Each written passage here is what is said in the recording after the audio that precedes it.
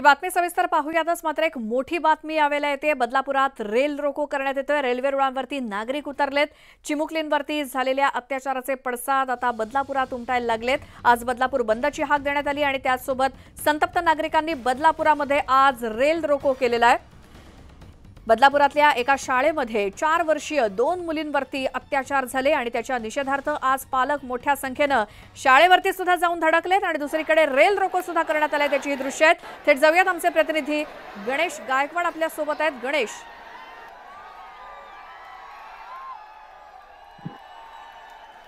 गणेश आवाज येतोय?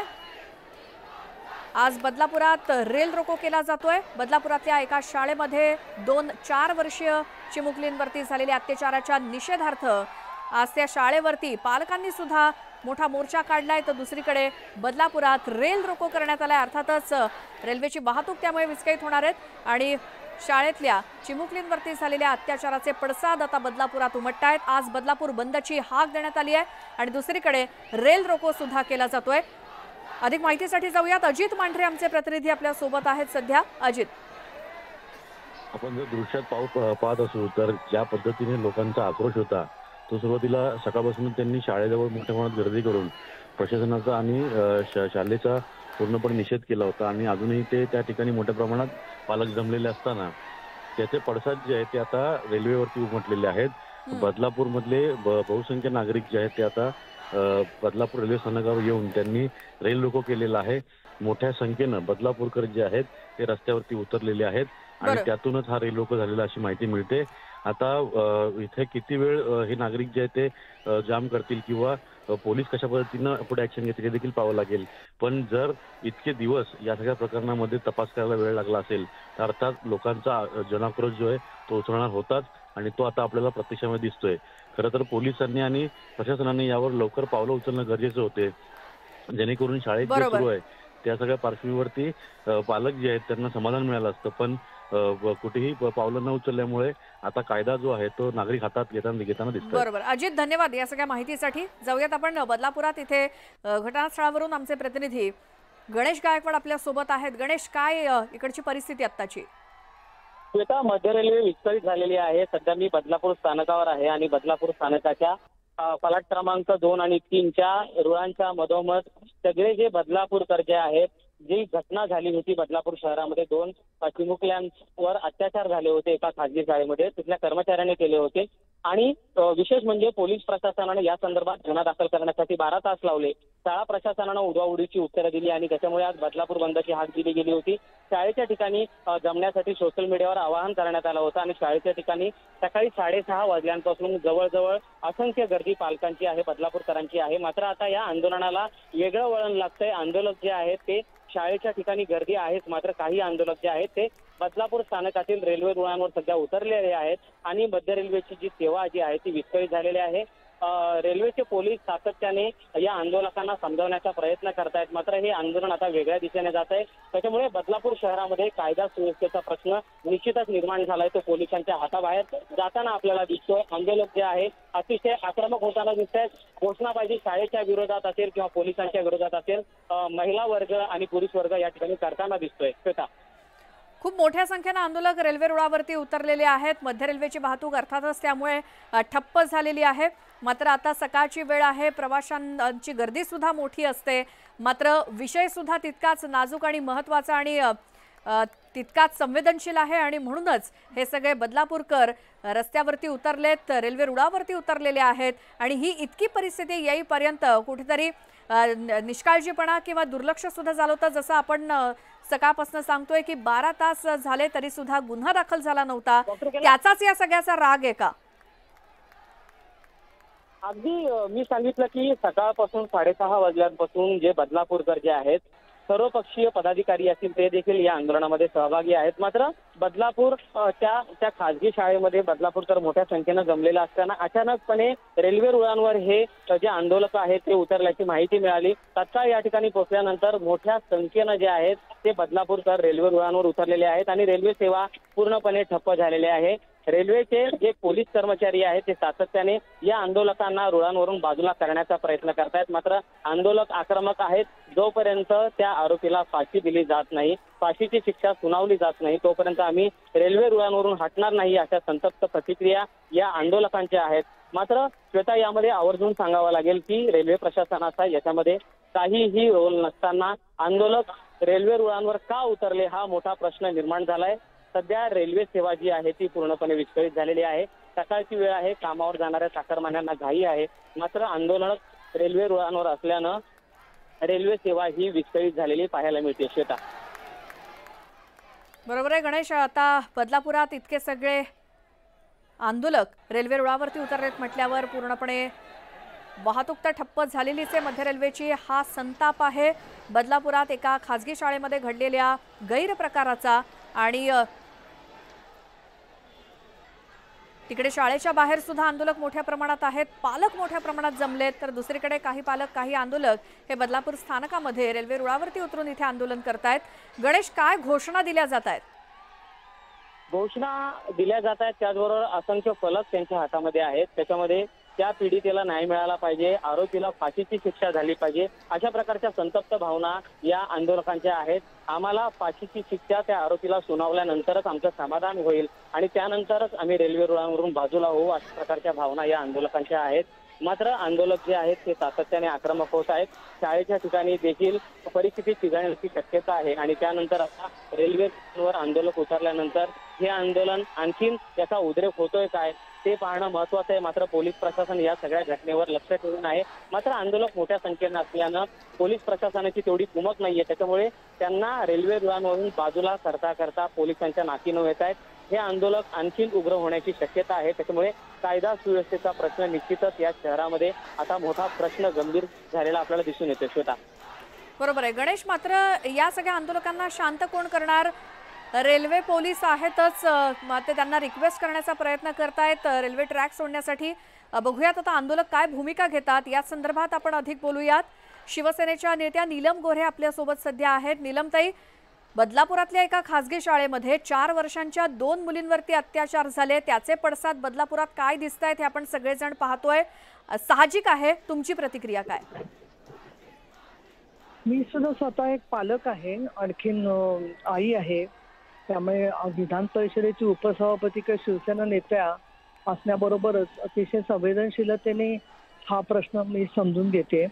मुळामध्ये गेले 10-15 वर्ष सातत्याने मी स्वतः विधान परिषदेमध्ये वेळोवेळी शिक्षण विभागांना, गृह विभागाला अशा सूचना दिलेल्या आहेत की शाळेमध्ये सुरक्षा रक्षक जे असतात किंवा स्टाफ असतो इतर, तर त्यांच्याकडूनच अशा काही गोष्टी घडू नयेत म्हणून शाळेच्या व्यवस्थापनाने लक्ष ठेवलं पाहिजे.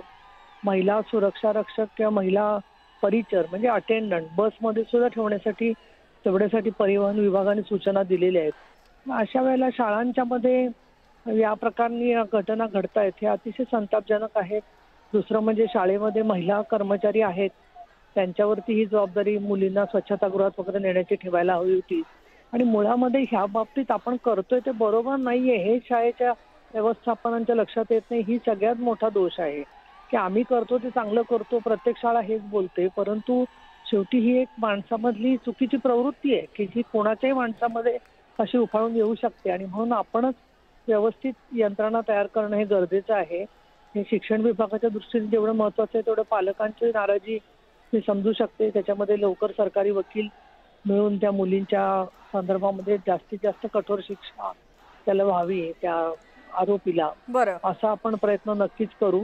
पण मुळामध्ये कलकत्त्याची डॉक्टरची घटना काय, ही घटना काय, एक असं दिसत आहे की अशा ज्या ठिकाणी मुली सार्वजनिक जीवनात वावरायला लागतात त्या ठिकाणी त्यांच्यावरती असे झडप घालणं अशी एक अत्यंत नतद्रष्ट प्रवृत्ती समाजामध्ये आहे. आणि ती आपल्या आसपास लोकल ट्रेनमध्ये, कामाच्या ठिकाणी सगळीकडेच दिसते आपल्याला. त्याच्या विरोधात तिथल्या तिथे प्रतिकार होणं फार गरजेचं आहे. त्यामुळे बाहेर सगळ्यांनी बोलतो आपण आणि जो आरोपी आहे त्याच्यावरती काहीच कोणी बोलत नाही. त्यामुळे आरोपीला जामीन मिळता कामा नये, आरोपीला लवकर शिक्षा झाली पाहिजे. आणि ज्या ज्या बाकीच्या शाळा लोक ऐकतायत त्यांचं सुद्धा हे काम आहे की आपल्या शाळेमध्ये असं तर काही घडू शकणार नाही, तर मग महिला सुरक्षा रक्षक, महिला सेविका या जास्त ठेवल्या पाहिजेत. बरोबर. सीसीटीव्हीचं मॉनिटरिंग झालं पाहिजे. या सगळ्या मुद्द्यांवरती लक्ष शाळांनी ठेवलं पाहिजे. बिलकुल. नीलमताई, खूप धन्यवाद, तुम्ही या मुद्द्यावरती न्यूज 18 लोकमतशी बोललात त्याबद्दल. आता आपल्यासोबत बोलण्यासाठी राष्ट्रवादी शरदचंद्र पवार गटाचे नेते महेश तपासे आहेत. महेशजी, हा सगळा प्रकार कालपासूनच आपण बघतोय. आता त्याची हे आंदोलन आहे ते तीव्र होत चाललंय. तुमचं यावरती काय मत आहे? काय करायला हवं आता?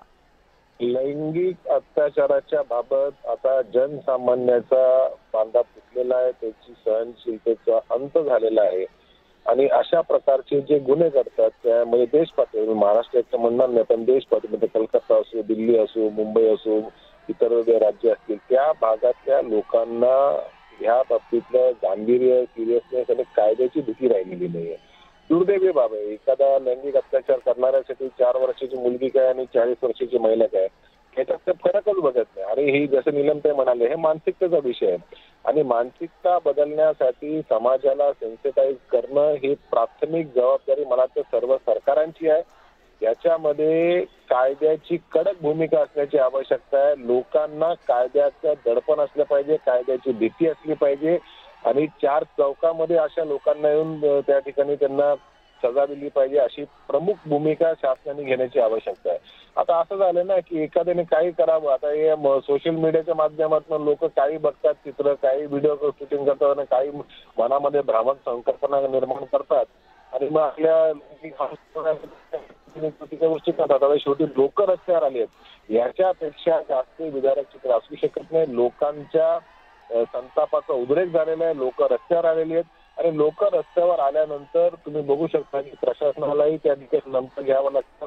जे शाळेचं प्रशासन आहे, ज्यांनी अशा पद्धतीच्या लोकांची नियुक्ती केली त्यांनाही नमतं घ्यावं लागतं आणि लोक एकदा रस्त्यावर उतरले की लोक ऐकत नाही, मग ते सर्वांनाच अडचणीचं ठरतात.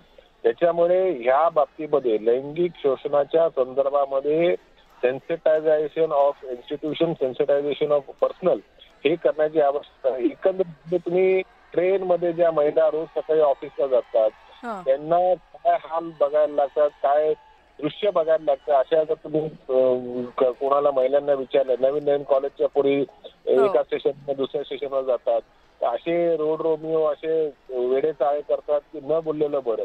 त्याच्यामुळे कायद्याची भीती म्हणजे काय म्हणतात त्याला व्हिजिबल पोलिसिंग ज्याला म्हणतो ही आवश्यकता आहे आणि हे जर केलं नाही तर मला तर समाजाचं असंच पतन होत राहणार आणि शेवटी आपण हतबल राहू शकत नाही. लोक कायदा हातामध्ये घेतील आणि स्वतःच पोलिसीचं काम करायला लागतील. बिलकुल. महेशजी, धन्यवाद दिलेल्या प्रतिक्रियेबद्दल. बदलापुरामध्ये आता या आंदोलकांचा संताप अनावर झालेला आहे. बरेचसे आंदोलक, बरेचसे पालक या शाळेच्या बाहेर धडक दिलेले आपण बघितले थोड्या वेळापूर्वी आणि आता हे सगळे आंदोलक आणि काही बदलापूरकर हे आता बदलापूर स्टेशनवरती थेट रुळावरती उतरलेले आहेत. रेल रोको करण्यात आलेला आहे.